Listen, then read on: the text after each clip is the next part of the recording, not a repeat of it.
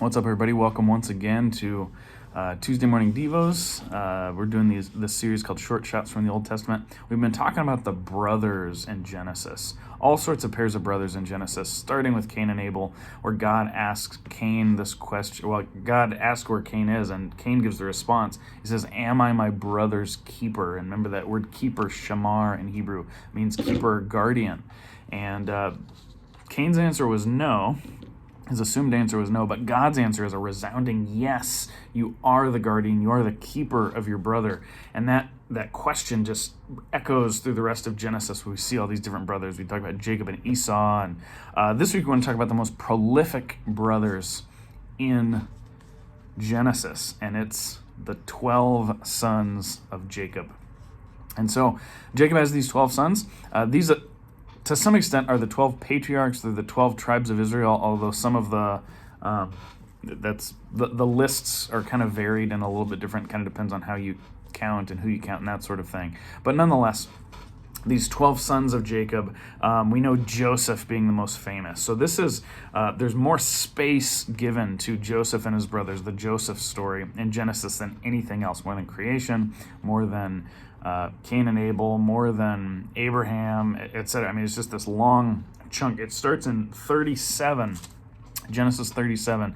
We have the story of Joseph and the coat of many colors, so to speak. You'll remember that story from Sunday school, probably, or children's Bibles when you were a kid.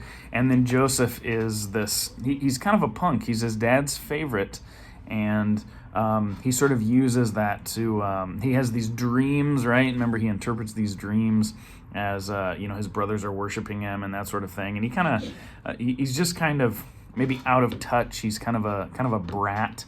And we sort of understand why his brothers don't like him, but his brothers sell him into slavery. That story is then interrupted.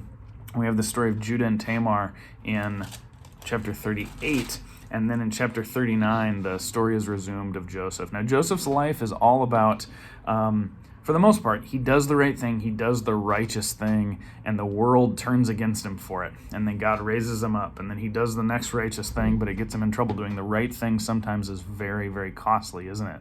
And we see that in Joseph's life.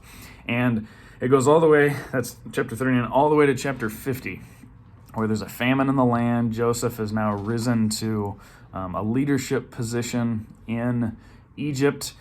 Pharaoh trusts him. He has this opportunity to to provide grain, bring his family basically down to Egypt to preserve the Jewish people. And this great line at the end where he says, "What you meant, you intended to harm me, but God used it for good." Genesis chapter 50, verse 20, really famous verse in Genesis, that what even his own brothers meant for evil, God used it for good. The fact that they sold their brother into slavery, a horrible thing, that's not irredeemable as an action. God is able to bring about good from that. Really kind of hard to believe, and maybe a higher level faith element going on there. But that's how the book of Genesis ends. The book of beginnings ends with these brothers who had this really rough relationship because of this trauma early on, are reconciled.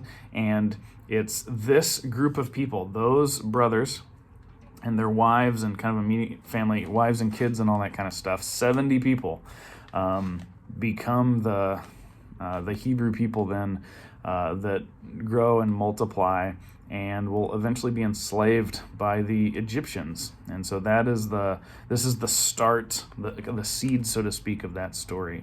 But some really important themes in here. I mean, the brother's keeper thing, again, it's as if Genesis is all about saying, if you're not the guardian of your brother, who's going to be? If you're not looking out for the people around you, if you don't love and care for your neighbor, who's going to love and care for them? That's sort of the rhetorical question that we see throughout from this brotherhood thing. It's as if that has to be established before the Exodus can happen, perhaps. So think about that.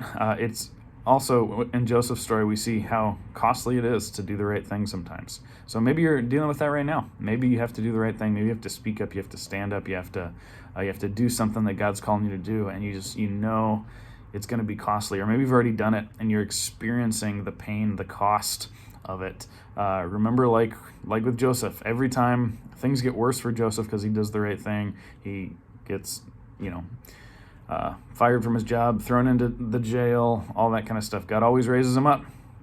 And of course, that's not a promise that's always going to happen. We see in the New Testament, sometimes that doesn't happen. John the Baptist still died. Some of the early Christians who went to prison, they got out of prison, but some of them were executed for their faith, right? And so that's not just a blanket promise that God always raises us up, but it's worth doing the right thing, even when it's a price. So have a good week, friends. God bless. Put God first this week. Peace.